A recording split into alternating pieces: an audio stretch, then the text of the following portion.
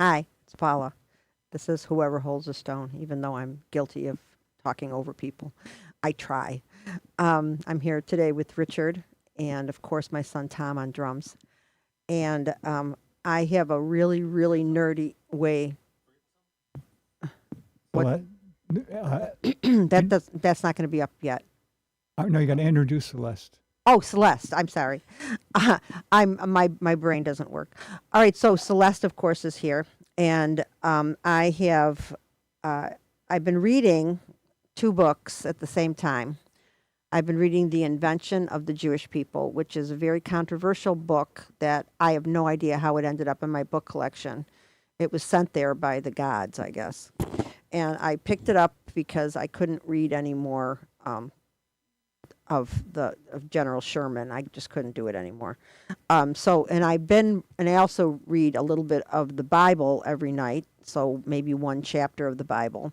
So I'm reading all these things about how the Israelites are taking over all this land in Jerusalem and Judah and in the Levant, and I'm hearing the names of all these people, these kinds of people, the Jebusites and the Amorites, and I'm getting curious as I'm listening to this, and also because this guy is telling me that there's a lot of archaeological evidence that the Exodus never happened, that the Israelites came down from the hills in the Levant and intermingled with the other peoples. So it was more of a community with people altogether than actually taking over. So, and I'm really not liking the way they took over, at least the way the story says about how they killed everybody and they pushed everybody out. And it's pissing me off, really. So I'm saying to myself, who were these people that lived there in these communities that the Israelites were pushing out? So, of course, I asked AI and I did some more research on my own and I did some digging. And it turns out that all of these people, they were all tribes, but they were all under one umbrella.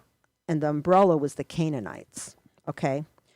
So, according to what's the archaeological evidence is, the Israelites did not replace a foreign people.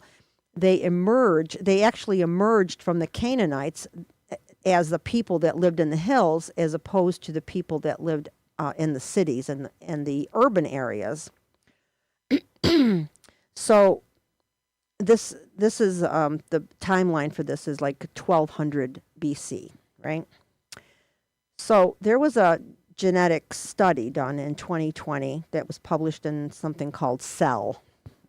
I'm assuming it's a journal about DNA, and it turns out that the Canaanites, through their DNA, their DNA mostly resides in, this was surprising because I would never have thought this. The Lebanese have 90% identical DNA to the Canaanites.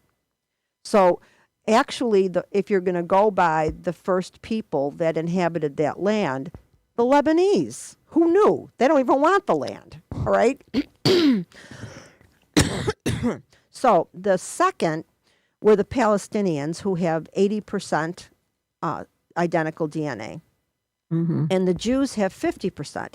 All these people are cousins. These people are not opposites. They're family members. They're interwoven, intermarried tribes.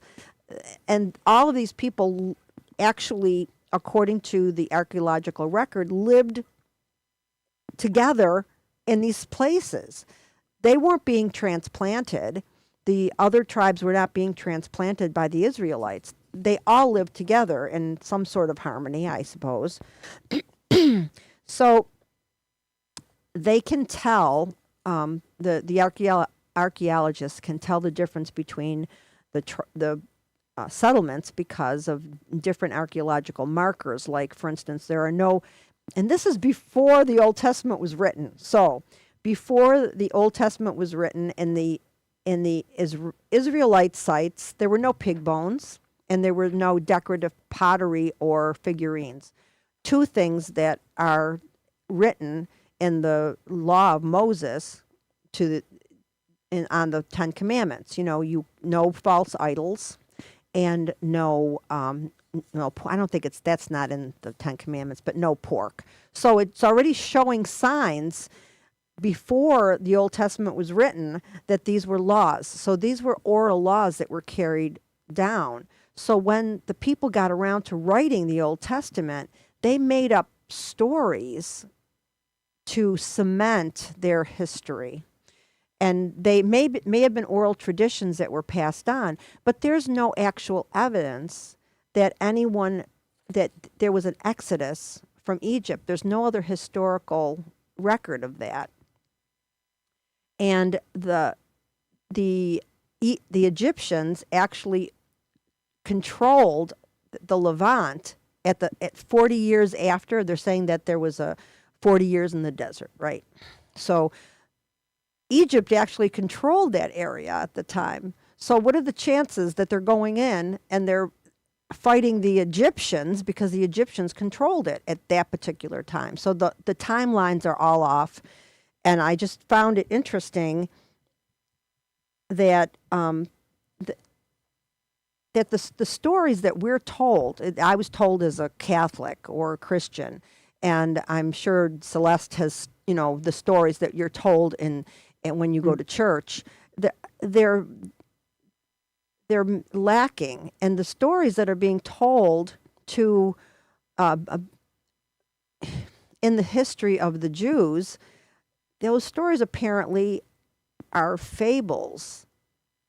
They're not, they're looking at them as historical evidence that it actually happened. And I mean, they did not happen that way, according to what we've found so far. Now, there's a lot of, the Egyptians kept meticulous records of everything. They're not going to mention that a bunch of people that were working for them, got up and took off. There's going to be mention of that in their records. So I just thought that was really interesting. So the Israelites didn't even have a formal army until Saul. And the reason they got a king at all is because the Philistines were threatening them and they needed to unite. They didn't have enough manpower and they didn't have warriors in order to fend off these Philistines who came from Greece and in the southern part of Europe. So that's when they started having these, and that's way after this whole idea of people coming into the area and taking over. So, and the one thing that I found totally fascinating about this is there were two parts. There was a northern part and a southern part. The formation, the schism followed Solomon's reign. The nation split into the north, which is the kingdom of Israel, which was wealthier, and they eventually conquered by the Assyrians. That area was inhabited by what they now think were the lost tribes or the Samaritans. Okay, in the south, the kingdom of Judah survived the Assyrians and later returned from the Babylonian exile, evolving into the modern Jew. So what they think is that when the Israelites went to Babylon, the intellectuals, because they didn't take everybody, it wasn't like everybody was in a walk to Babylon. They wrote down their history while they were in Babylon, and when they were released and they came back, they tried to recreate what they considered the grandeur of their history. So that's when they became Jews. That was the transition point. So they came back. Excuse me. Now, this is what I found that I couldn't even believe. There are 850 or a little bit more actual Samaritans that live in the Levant. They live I'm not exactly sure where they live. They still practice. They're like living history. They're still in the historical moment, and they are descended through DNA from the tribe of Aaron, which were the priestly caste. So if anybody's descendants of the Jewish people, it's these Samaritans. And, we have that story in the Christian Bible about the Good Samaritan and how Jesus is like, this is a good person, even though it's a Samaritan. Well, these Samaritans broke away from the rest of the population, and they still do this. They still sacrifice animals. They don't marry. They didn't marry outside of their people. That's why there's only 850 of them left. And now the high priest, which they still have a high priest, said you can marry outside of the Samaritans, but they have to convert. It's only for the men can marry women. They have to convert and they have to follow all the rules. They're still living like 2,000 years ago. This is a group of people that actually exists in our world today. I'm sure they don't have cell phones. There's a documentary that I want to watch that they gave me the name of a documentary, and I really want to watch it. It's about the Samaritans and how they evolved and who they are now. So I'm going to try to get a copy of that. Do you know if they're considered Israeli citizens? They are not. Even though they are, their gene pool is pretty directly descended, but they are not, I don't know. I wish I should have written down where they live exactly. They also use the ancient Paleo-Hebrew script, which is not used by the people that live in the Jews now. That's not used in Hebrew. They use a modern Hebrew that comes from Aramaic. And they pray toward Mount Gerizim, not Jerusalem. They think of this mount. That's where the temple was. They believe that's where the temple was originally. And who knows? I mean, we don't have any proof of that. The only major structure that they were able to find was in Jerusalem was this structure that they think it could have been a palace, but they think it was actually a municipal building. They really haven't found any evidence of these grand palaces that they talk about in the Bible. So that may be to be seen in the future. So I wanted to, I probably won't read the whole thing. I wanted to read a little bit of this, though, because I'm reading the Bible and I'm like getting pissed off because all right, so the tribe of Benjamin, something happened with the tribe of Benjamin, and they were kind of cut off. They did something. I don't remember exactly what it was. So the men of Israel had to swear an oath to God that they would not give their daughters in marriage to the tribe of Benjamin. Well, now the tribe of Benjamin's starting to have a problem because they don't have any women, right? So listen to what they do. Okay, now the men of Israel had sworn an oath at Mizpah, saying, "None of us shall give his daughter to Benjamin as a wife." Then the people came to the house of God and remained there before God until evening. They lifted up their voices and wept bitterly and said, "O Lord God of Israel, why has this come to pass in Israel that today there should be one tribe missing in Israel?" So it was on the next morning that the people rose early and built an altar there and offered burnt offerings and peace offerings. The children of Israel said, "Who is there among the tribes of Israel who did not come up with the assembly to the Lord?" For they had made an oath concerning anyone who had not come to the Lord at Mizpah, saying, "He shall surely be put to death." And the children of Israel grieved for Benjamin their brother and said, "One tribe is cut off from Israel today. What shall we do for wives for those who remain, seeing we have sworn by the Lord that we will not give our daughters as wives?" And they said, what one is there from the tribes of Israel who did not come up to, no, they repeat themselves a lot. I'll skip that. Okay. For when the people counted, indeed, not one of the inhabitants of Jabesh Gilead was there. So the congregation sent out there 12,000 of the most valiant men and commanded them, saying, Go and strike the inhabitants of Jabesh Gilead with the edge of your sword, including the women and children. And this is the thing that you shall do. You shall utterly destroy every male and every woman who has known a man intimately. So they found among the inhabitants of Jabesh Gilead 400 young virgins who had not known a man intimately, and they brought them to the camp at Shiloh, which is in the land of Canaan. And the whole congregation sent word to the children of Benjamin, who were at the rock of Rimmon, and announced peace to them. So Benjamin came back at that time, and they gave them the women. God. They gave them the women they saved alive of the women of Jabesh Gilead, and yet they had not found enough for them. And the people grieved for Benjamin, because the Lord had made a void in the tribes of Israel. And the elders of the congregation said, What shall we do for wives for those who remain, since the women of Benjamin have been destroyed? And they said, There must be an inheritance for the survivors of Benjamin, that a tribe may not be destroyed from Israel.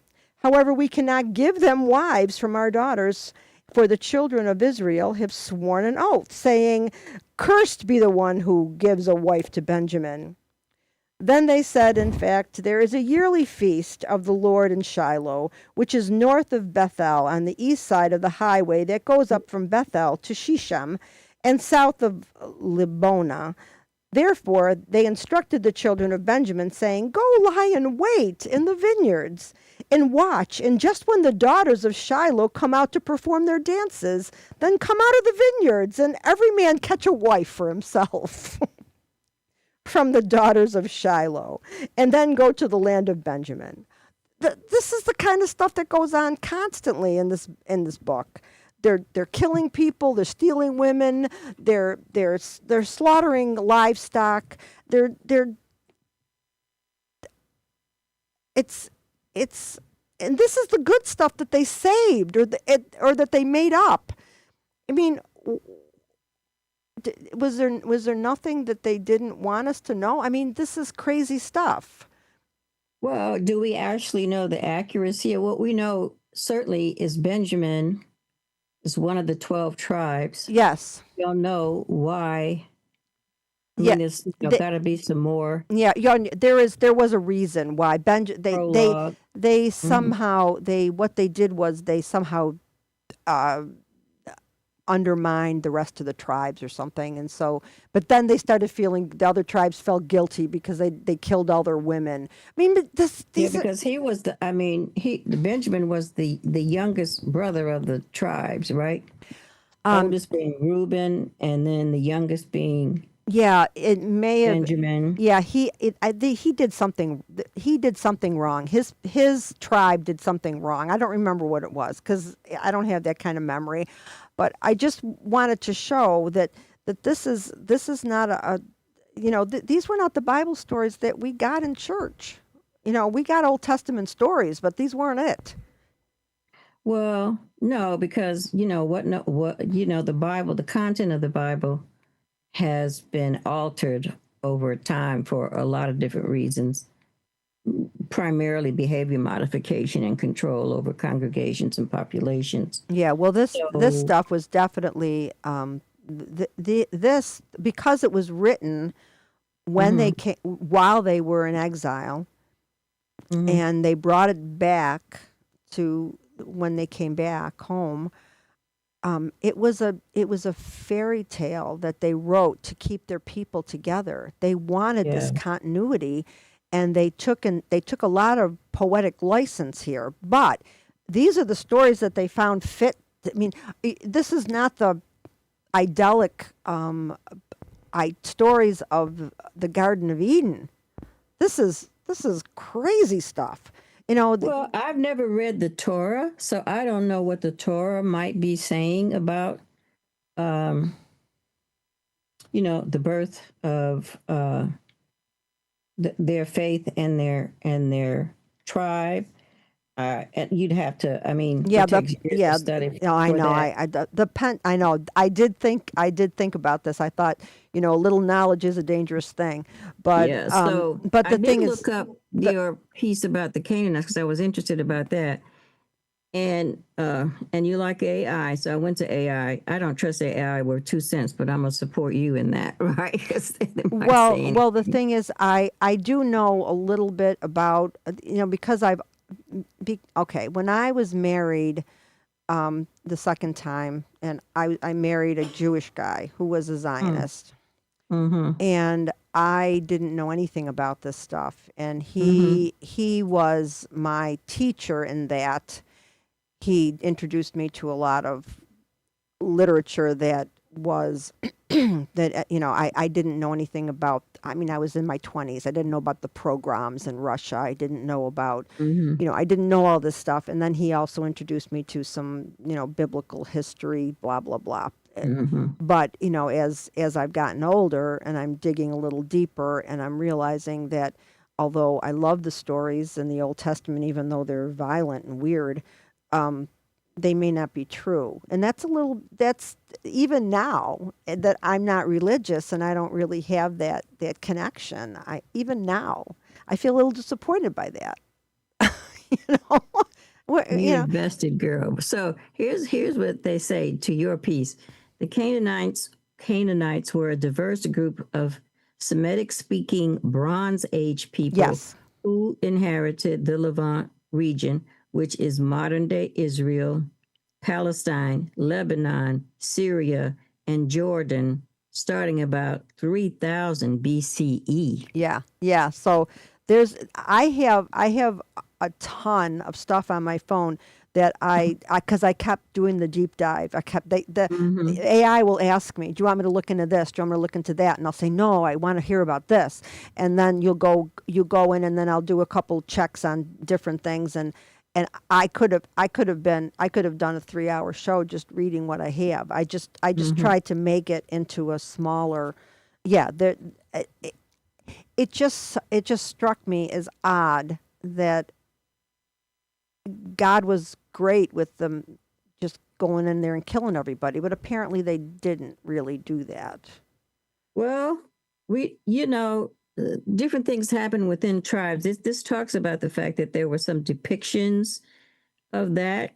Um, Not necessarily. Uh, I mean, we don't know the accuracy of that, but they were polytheistic for the longest time. Yeah, they believed in Baal and uh, Yeah, Ash. and they were trades and really maritime. Uh, Those are the Philistines. Yeah. Okay, now they don't call them that here, and that's what's interesting. It made me look at that. So, and your comment about the Sea People. So, despite facing invasions from groups such as the Sea Peoples, their cultural influence continued, particularly through the Phoenicians. Archaeological excavations continue to reveal that Canaanite society was highly developed with complex, fortified, urban, and Hmm. agricultural systems, Hmm. They were, which is kind of yeah, they interesting. were they were a fascinating people. That's I have read. Um, I'll admit something to you now that makes me sound really dumb, but that's okay. When I went back to school for archaeology when I was in my 40s, I really wanted to study about this stuff, but Mm-hmm. I didn't know there was a difference between archaeology, which is pre-written language, Mm-hmm.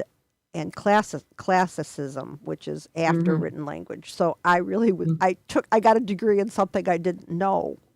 I thought I was going to get a degree in something about Mm-hmm. biblical and ancient Greece, ancient Rome, blah blah blah. But I Mm-hmm. I loved what I took anyway. So it's about prehistory. It's all prehistory, and that was fascinating too. But Yeah, but yeah. you know And we that could learn more from those tomb paintings and things where you talked about Egypt. Well, Egypt was coming after the Canaanites on and off, Yeah. and ultimately it leveled off for a little while. Yes. Um, I'm really I love doing these. It's AI does what it would have taken me a long time to. I mean, I just some things that sounded fishy, like the one thing about the Philistines being a Canaanite, but it talked about that, and I said, no, that doesn't sound right. But what happened was when the Philistines moved into the area, they assimilated almost immediately. They I just can't find anything about Philistines. Are you saying Philistines and mean Phoenicians, or no, not they're really are really? Because I gotta the find about. the I see a lot of yeah, stuff about the Phoenicians. I'm not finding stuff about the the Philistine. Philistines. Yeah, that was So I have to. yeah. That's I mean, it's an interesting topic, but I wanted to go into my notes and see what Richard had on his list, so we could get started on one of those because There's a new kind of AI out now. oh, it's the one that is the is the takes all of the AIs and brings them together. Is that what? Sort of. Yeah. You install it on your computer, Mm-hmm. and then it's constantly watching every single thing you do, every conversation you have, every book you read, etc. Then it starts making suggestions. I see Mm-hmm. you're reading this book. Do you know about this other book that this author wrote? Things like that. Well, my AI is starting to know what my interests are. Mm-hmm. So it knows which questions to ask me after it's told me about one thing. Mm-hmm. And it knows that I would be willing to watch something that was higher intellectual, information, and it doesn't suggest, the other thing. So I wanted to get your I don't what do you think about that AI? I heard a little bit about it on the radio. Did you hear about that on the radio today on No, PR? Jason told me about it. Okay. Hmm. So what Well, are I'm you? trying to get rid of my AI. It's tapping into my Gmail now. I try to write something and it pops up. Can I help you? And I'm trying to find a way to dislodge it. I don't want it to help me. If I want something from AI, I'll ask. Well, Otherwise, exactly. I don't. don't bother me, You right? you can just ignore it. That like it. I mean, I do ignore it, but I guess it's a recent development that like this time last month that Mhm. wasn't appearing. Oh So yeah. this is On this my is a new elevation on my of computer technology. when I just do a search on my computer, I will Mhm. get information. The first block will be AI, and then I'll have to go down looking for the website that I'm looking for. Yeah. Mm. So I'm trying to figure out how I can uninstall that. I don't know how I'm going to do it, but I want to be able to control it, not it engage me or integrate with me. And if it is, I don't want to know about it. Right? Yeah, well, that's why I don't think I'll ever buy a new refrigerator or appliance again. I always buy used anyway, but Mhm. I don't think I would ever buy one that's going to tell me what I'm out of milk, like a Yeah, refrigerator. that's a little bit too much. Right? Yeah, That's a little bit too so much. do you want to talk about this new development? I don't know that much about it. I just was wondering if you did. No, I heard something on the radio today about a virtual assistant that you can ask to do things for you, like set up a trip to, Paris for me, find me a hotel that's got this or this, and then but then you have to there's a lot of worry about it because you're giving it your financial information, your bank accounts, and everything. So it's people are leery about trusting it, and they're also saying that there's a a chat room where bots talk to each other. Right. Do you know about This that? is the same thing we're talking about. Oh, MOLT, Molt bot. okay. Yeah, I think that was, and so I mean, what do they talk about? You'd have to I don't I guess know. you'd have to eavesdrop. Right? You'd have to get in on the action and they bust you. It's like, oh, there's a human here. Yeah. You can tell Like, because their do questions they are stupid. do they talk in words, or do they when they talk, is it like that sound of the modems, that static sound back Oh, and forth. Yeah. interesting. Yeah, because they don't have to speak like they do to us. Because No. when you have AI in Japan, they speak Japanese. They don't. So, what is AI's language? Yeah. Interesting. Whatever it's programmed, right? I Because don't. I tell you what's strange. There's a TV commercial for communication, and I think maybe it's an AI. It's for a job. It's an employment search like Indeed or something like Yeah. that. And something's not working in this manufacturing setting. And the woman in there says, we need someone who can write COBOL, which is Yeah. computer a language or language, yeah. whatever. You know how far I go. And the other person says, oh, what's COBOL? And when I saw that commercial, and then it leaps into, the ability of this particular company to find anybody anywhere to do anything you need. Mm-hmm. But for that language to be heard today, just about 50 years after its invention, I guess. I don't even know who invented cobalt, but it was stunning. I thought, cobalt, who? But apparently there's still, some places, a lot of places that are writing in these early languages. I mean, we're all hyped up on the HTML, but there's a lot of, those languages are being made more sophisticated, I guess is the best way to say Well, that. the Improvement and improvement and improvement on the these. yeah the bots are writing their own code to make Yeah. these reservations for people, and apparently these codes are not very secure that they're Yeah. writing. They're writing codes that are, I guess, quick and efficient, but they're Yeah. not secure, and so all your information's floating around out there. I Yeah. mean, it's a new world. It's a new world. I see a lot of these things on your list. I do see. I saw on Jason's show, Mm-hmm. but I'm curious about the clueless tourists. Okay, this is a good topic to bring up with both of you. Mm-hmm. Our friend Jamie he likes to send me when he writes a new poem. Oh, right. He says, "Can you give me your critique and tell me how I can improve it?" And so he sends me this critique of walking, and he gives, almost like a poetry reading. He gives you a little introduction. Yeah. He said, I wrote this because I'm with my girlfriend Lisa. We're in Costa Rica. We go to the beach every day. And when we're walking to the beach, we look for trash. We pick it up, we put it in a bag, we bring it back home. Mm-hmm. So he wrote a poem about the of what you find along the way. Mm-hmm. Mm. Okay. And and then he said, "Give me your critique." I said, "It's just not my style of poetry. It's too nice. Too flowery. It's like nature poetry." Mm-hmm. I said, "What about poetry that's actually trying to make the world a better place? Mm-hmm. Poetry that grabs you by the throat." Mm-hmm. And he wrote back and he said, "Well, when you're in a place like I am right now,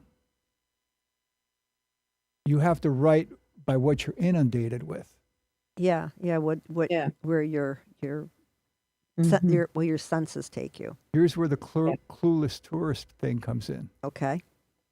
Yesterday, a right-wing government was voted in Costa Rica Mm-hmm. that are going to have a lot of like Trump-like policies. Mm. So either he was not being inundated by all the political talk going on in Costa Rica, Probably not. It's probably not in a language he understands. or he was and he tuned it out. Yeah, probably.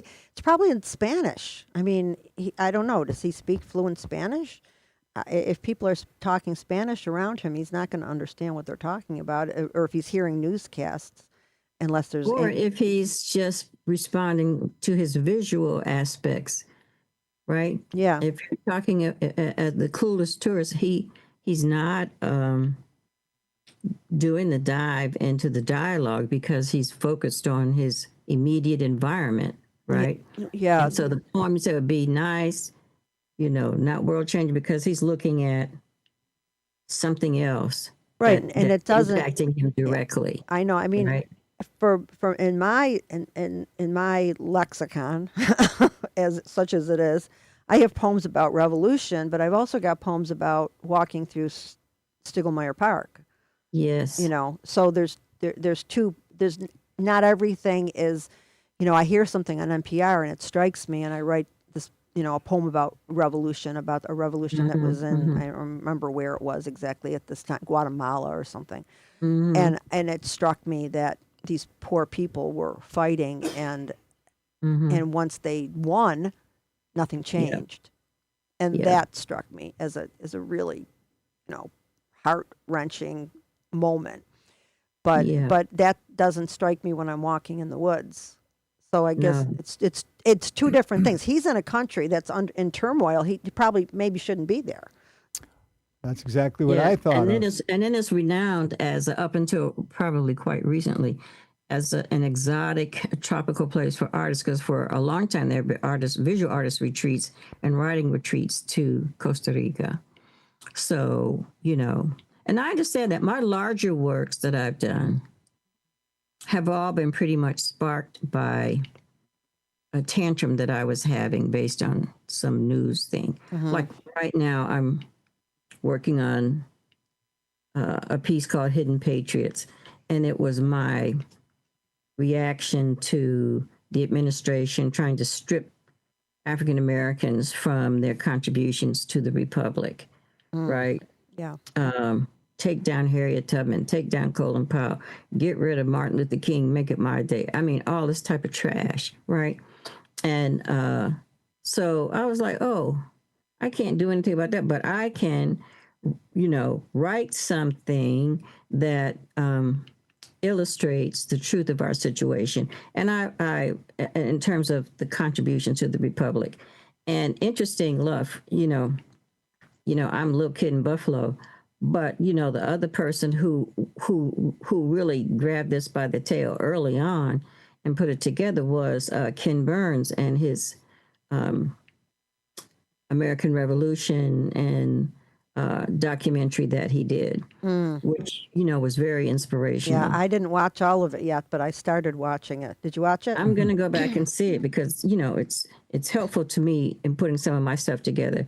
And in April, I'm doing some presentations of an enactment of Martin Luther King's letter in the Birmingham jail. And I have two actors.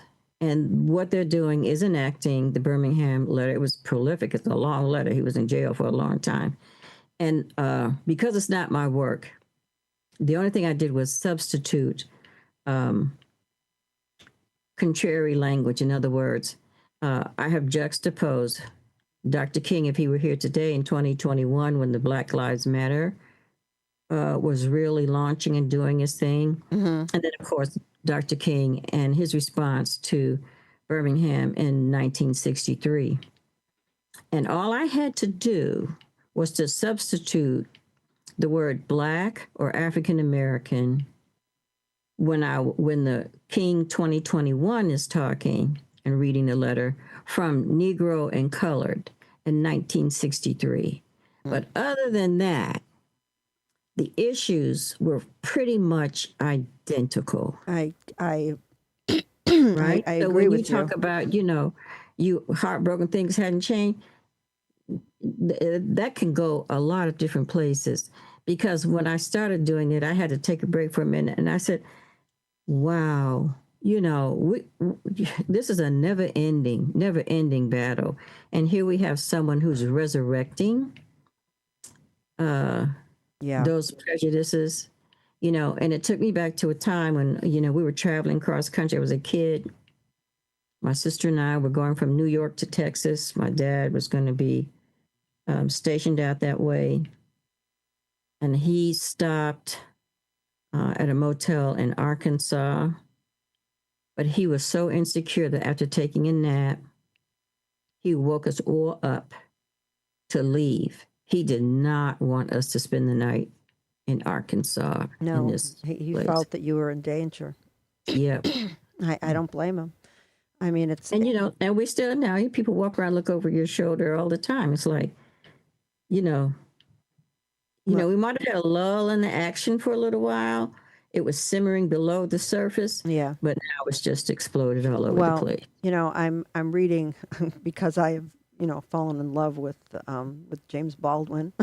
Mhm. I'm reading If Beale Street Could Talk, and I'm finding the same thing. I mean, this book Yeah. was written so long ago, and yet so many of the things that were happening to African Americans in this book Yeah. are still happening now. Yeah. And it's disheartening because we here everyone, we all danced in the streets when Obama was elected because we thought something had happened, we thought Yes. something changed, but Yeah. there was backlash after that. It was just all I do. I backlash. call that Obama backlash. I mean, the difference is we can commingle in houses, houses of faith, and restaurant and Oh, yeah, parks. of course, By and there's large, things we like- can yeah. we can commingle, but some of that is even trying to be, tampered with, and certainly exploiting other faith-based communities. Yeah, I'm Gender problems. These kinds of things have resurrected to a really heightened level. I will never be able to understand the Black experience, but I am an empathetic person. So reading this stuff, it just makes me feel like I can't believe that it's still going on. It just makes me crazy.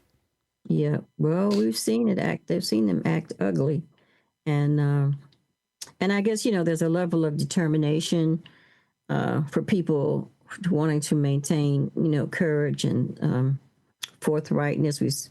I didn't look at the Grammys. I've been reading about the Grammys. I wasn't home, so Yeah. I missed it.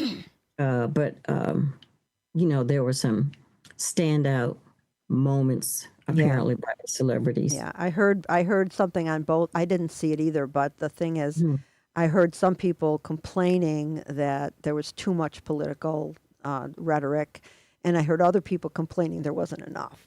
So, Well, and I mean, James Baldwin has some things to say. You can look up, but he has some things to say about the role of art and artists, and and that allows us to be disruptors. yeah, I did watch that debate. So I did find that, and I watched it. It was very interesting, and he won by a landslide, which was great. Yeah. But And then, and on Richard's list, we talk about celebrities. Neil giving his catalog to Greenland. I didn't know about that. Is that what you wanted to talk about? Yeah, let me That was show. on one of the lists. That was exceptional. That's great. I'll show you this. Okay. Right here. Look at this.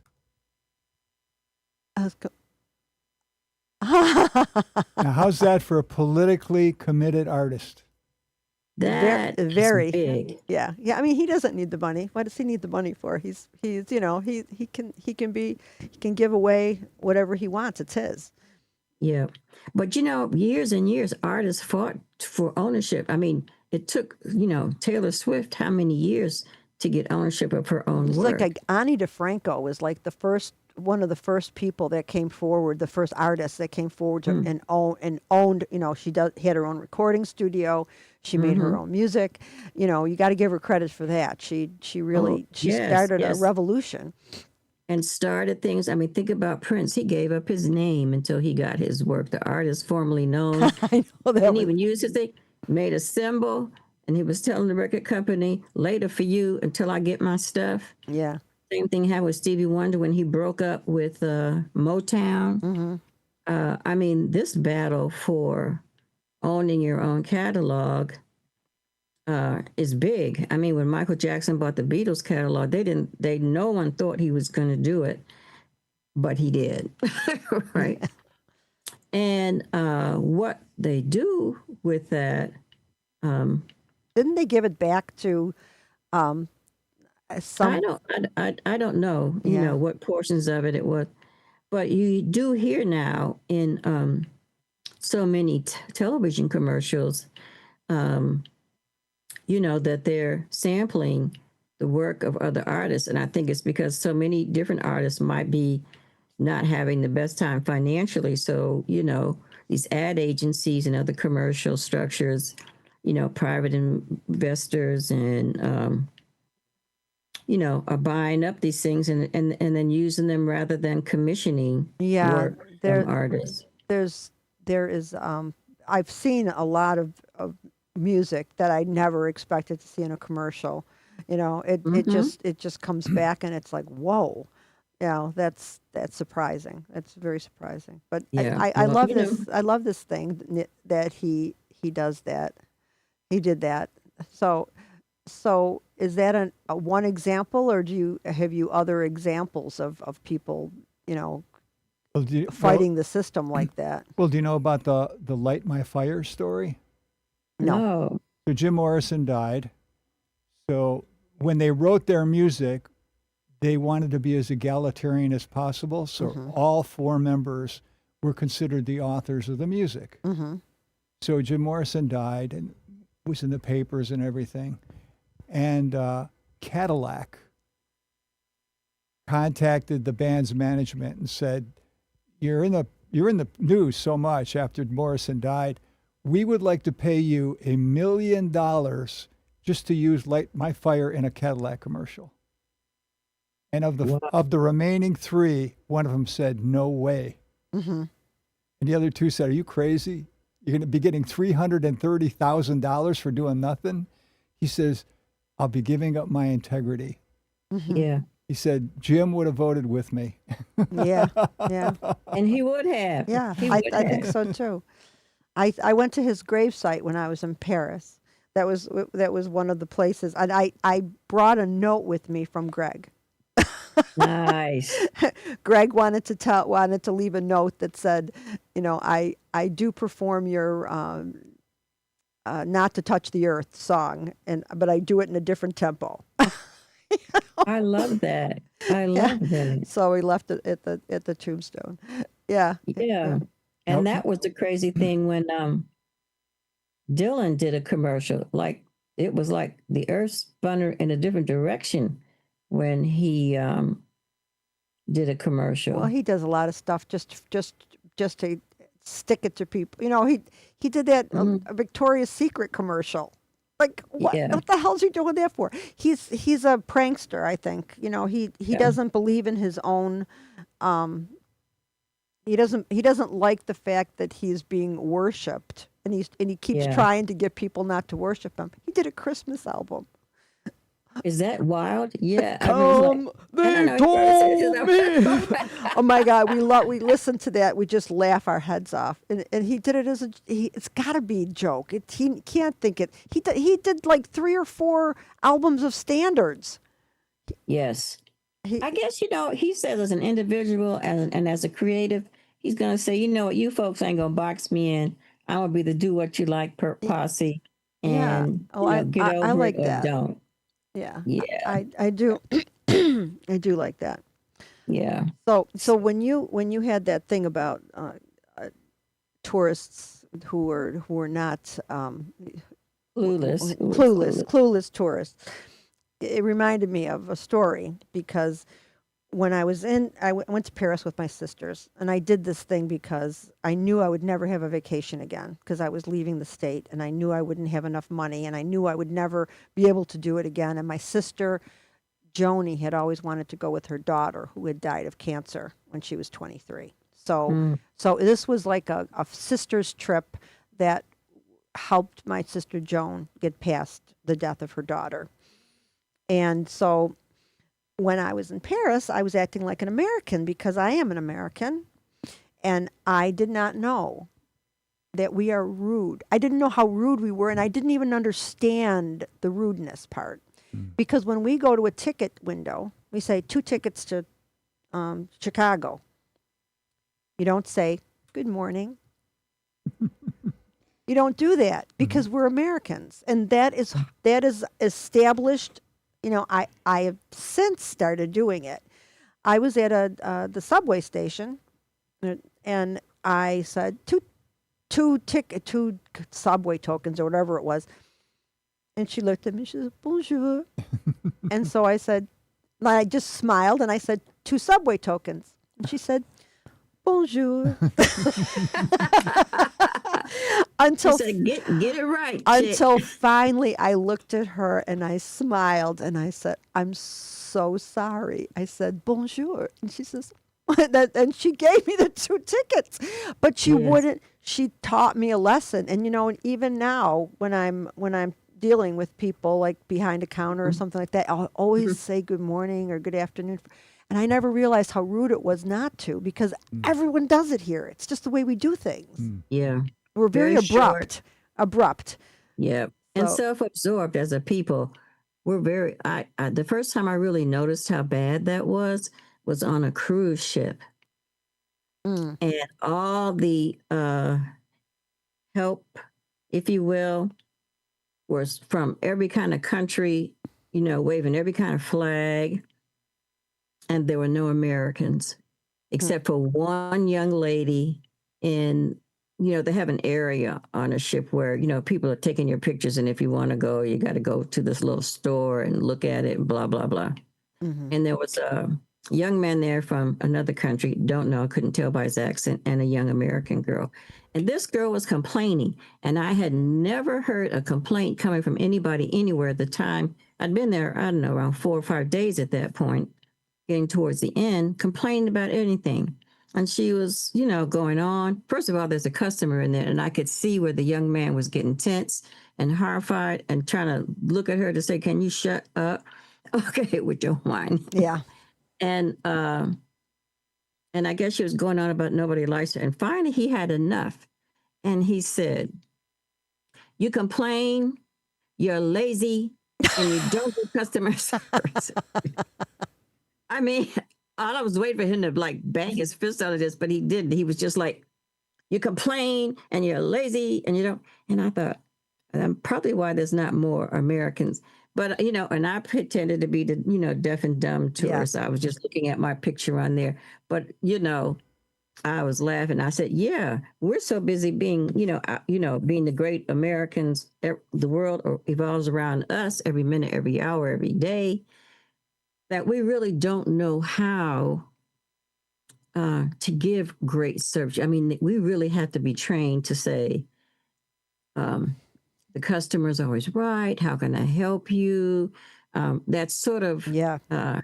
acquiescent kind of behavior that allows, the other person to feel very special at that time, which is, I guess, is what they're trying to do. And so, you know, that kind of behavior let me know I'm never going to see no whole bunch of Americans on a cruise ship. Yeah. Yeah. And Because it we're not did, good at that. but it did teach me it made me see myself and my fellow Americans from a different perspective. And I'm so glad that I had that moment, because it changed my dynamic with service people, especially, you know. Yes. And I'm always, she did me a favor. She did me a big favor, Yeah. even though she was. Or she did didn't you like notice me. in Paris walking the streets how quiet it is? Like nobody's talking really loud. Yeah. Oh, and when they are there walking behind you and they're American. Yes. Yeah, I did notice It's that. not the People don't. the streets of Paris are not loud. People don't And talk.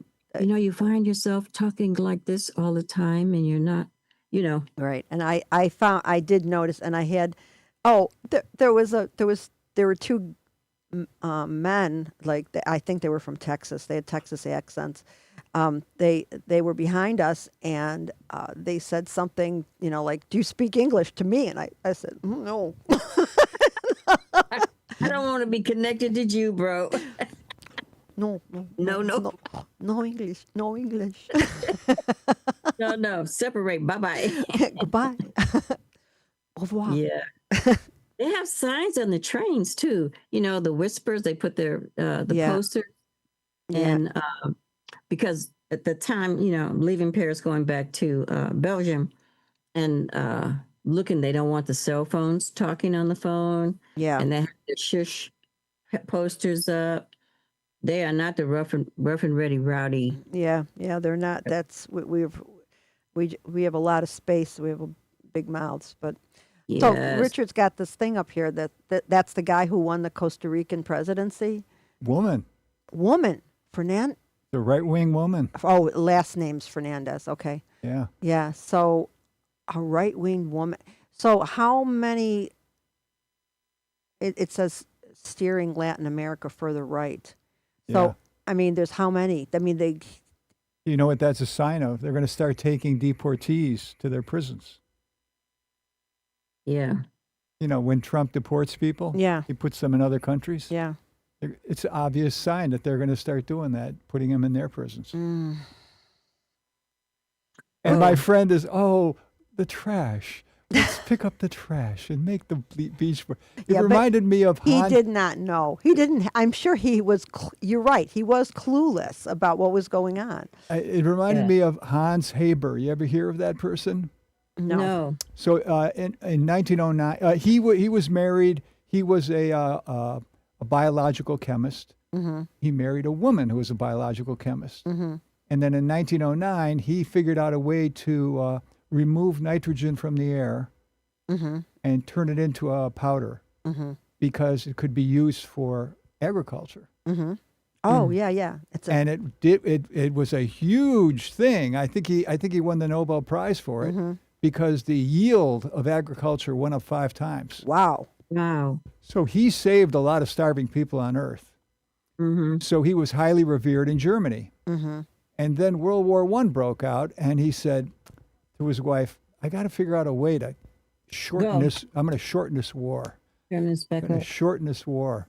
And they said, okay, well, how are you going to do that? And he said, I've come up with a weapon, a gas that will kill people as soon as they sniff it, and it'll end the war very quickly.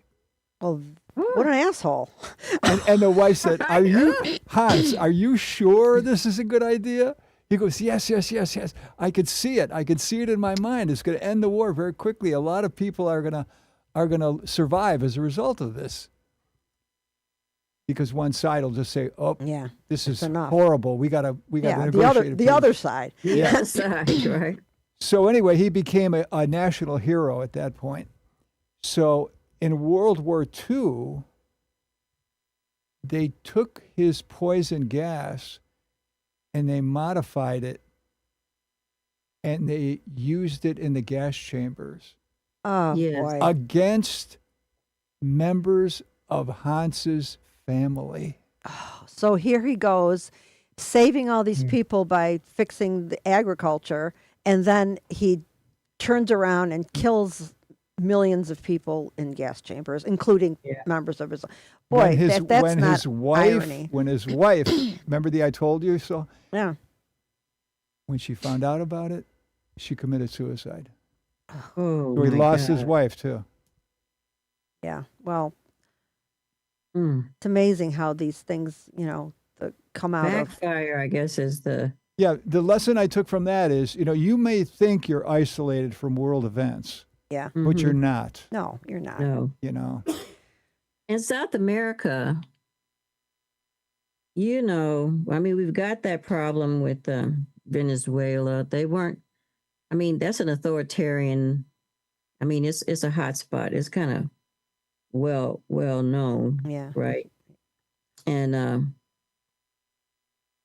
along with some other places, I'm not quite sure Yeah. how. I'm not sure how many of those places are turning in that direction, but we've only got 45 seconds left. Oh, and you so- got to acknowledge Lori. Lori, thank you. Lori, thank you for appreciating my comment. I know I didn't say anything because I saw it, but we were on a different topic. So what is Nuremberg? It's a movie. I'm assuming it's Yeah, yeah. it's a movie. I don't know if I saw that or not. Is it an older movie? No, it just came out. Oh, okay. Russell Yeah. Crowe portrays. Oh, yeah, that's one that Greg didn't want to see. I'm going to watch it though, Lori. Yeah. Okay. So anyway, okay, goodbye. We've got 8-7. Thank you, Celeste, for being here, and thank you, Richard, for doing this as usual, and of course, thank you, Tom, Always. for being my loving son.